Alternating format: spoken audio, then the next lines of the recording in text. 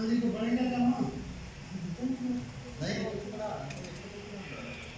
ਬਹੁਤ ਸਾਹ ਭਾਈ ਜੀ ਭਾਈ ਕਿੱਥੇ ਦੇ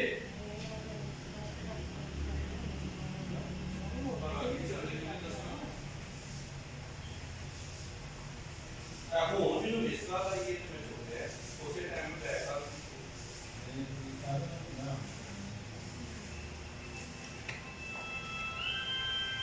ਕਿ ਟਾਈਮ ਕੀ ਹੈ ਉਹ ਨਹੀਂ ਆਣਾ ਕਿਸਦਾ ਸਾਰਾ